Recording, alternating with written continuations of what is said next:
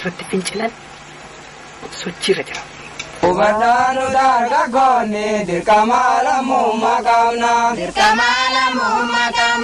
akeka jalan kufani galila kapsisu kamna jiranus galata kamna wala bumadan jiranna yodune senada kamna barabara yadatamna yodune senada kamna barabara yadatamna Ubadanu darga goni dirkamala mumakamna akeka jalan kufani galila kapsisu kamna jiranus galata kamna wala bumadan jiranna yodune senada kamna barabara yadatamna yodune senada kamna barabara yadatamna yadana malamatani jalawan kapsof kufani lubusani waregani kapsotenya nulegani darga golala kopawa arratenya darabeni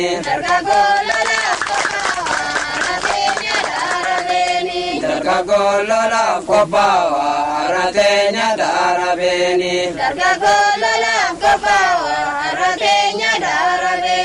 Saba Oromo garome bilisom sudaf jedani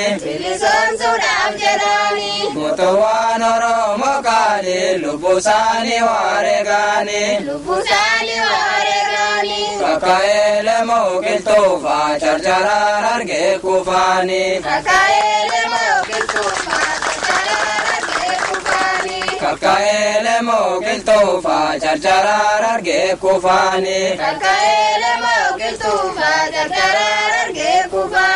Oromo godota kabdi kakatadda sabirruti Keessa seeme daada maayse barummaata Oromoti Qabsoon ni bu'uureesse har'allee finiina jirti Qabsoon ni bu'uureesse har'allee finiina jirti Rorro haala gaajibbaani bosona keessa galaani Dina dura dhaabbatani kuffisaani kan kufaani Nukasaani raadhalaani ni basnaa gumaa isaani Nukasaani raadhalaani ni basnaa gumaa isaani Dhiigasaani tooma gaarse qabsoon teenya harma geesse yaa warra diinaa ajjeese seenaa boonsisaa galmeesse Abaa'oon sin irraanfanne seenaa kee guutuu barreesse Abaa'oon sin irraanfanne seenaa kee guutuu barreesse Ubadanu darga goni dirkamala mumakamna akeka jalan kufani galila kapsisu kamna jiranus galata kamna wala bumadan jiranna yodune senada kamna barabara yadatamna yodune senada kamna barabara yadatamna Ubadanu darga goni dirkamala mumakamna akeka jalan kufani galila kapsisu kamna jiranus galata kamna wala bumadan jiranna yodune senada kamna barabara yadatamna yodune senada qabna bara bara yaadatamna. Dargaggoon Oromoo akkuma keessa jirus alassa sirriidha maallaqni karaa maallaqaa karaa dinagdee jechuudha tanqata qeerrootti sochii adda addaa godhuu keessatti dinagdeen barbaachisaadha. Sanammoo waanuma maatiin ittiin baradhaa ittiin shaayii dhugaa ittiin aandaawwatii waan jedhamu jira aandaawwatii ittiin baafadha jedhamee warri amma ta'e ergu sanarraa kuteetu hangaraa isaa hir'isee saba isaaf biyya isaaf ittiin wareegama laachaa jira. Kanaaf inni ala jiru qeerroo duuka jira.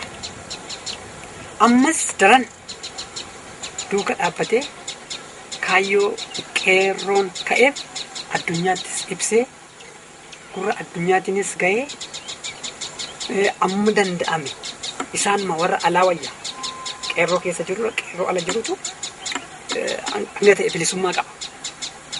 Bilisummaa sammuu. Gargaarsa karaa feesisuun akka duuka eebbituun hawaan. Yaa uummata Oromoo hin jedha. Hiittamneerra, ajjeefamneerra, itti biyyaa ari'amneerra, beekaa dhabneerra, wallaalaan dhabneerra. Bara hedduu, bara dhibbaan ol jaarraatti bara lakkaawwamu. Halagaadhaan koloneeffatamne, hiree dhabne, mirga dhabne, sarbamne, ajjeefamne, tuffatamne, maqaa jijjiiramne, maqaa biyyaallee jijjiiramne, maqaa sabummaallee jijjiiramne, tuffatamne. Waan nuti hin taane hin jiru. Kun immoo madaa godaannisa laphee keenya keessatti uumee akka qabsoo Oromoo cinaa adda bilisummaa Oromoo cinaa ejjetanii qabsoo Oromoo galmaan gahan hiree isaanii akka murteeffatan nagayeera gabrummaan nagayeera bitamuun nagayeera ajjeefamuun nagayeera biyya qabeenya koosaamamuun nagayeera biyyaa ari'atamuun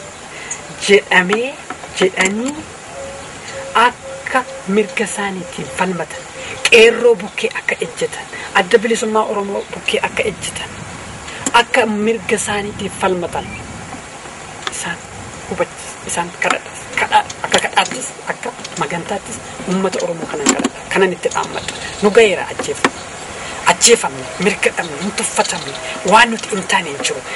Addunyaa kanarratti akka uummata Oromoodha kan gabroobe jiru kan koloneeffatame jiru. Saba bicuu nuusa keenya nuusa saba Oromoo kan hin taane saba bicuudhaan bitame saba bicuudhaan hiitame saba bicuudhaan nyaarrame saba bicuudhaan tuffatame. Kan ammoo kan ofirraa kaasu abbaadha.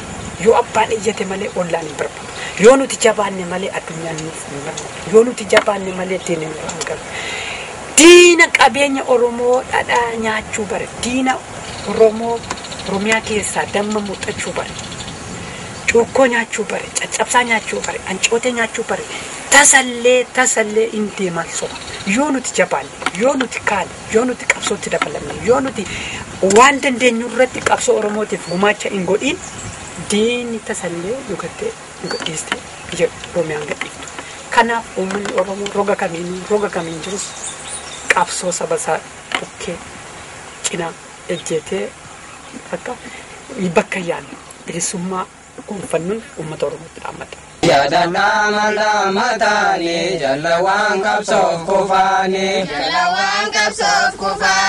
lubbuu isaanii wareeganii qabsoo teenya nuun eeganii dargaggoon lolaaf qophaa'aa har'a teenya daarabeeni.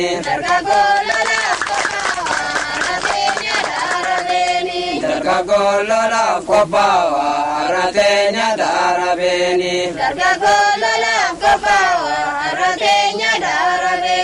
Saba Oromoo garroome bilisoomsuudhaaf jedhani mootummaan Oromoo kaani lubbuu isaanii wareegani kaka'eele mooqiltuufaa carcaraan argee kufaani. Kaka'eele mooqiltuufaa carcaraan argee kufaani. Oromoon gootota birruuti kakataadda saabirruuti keessa seeme daadammaayse barummaata Oromooti.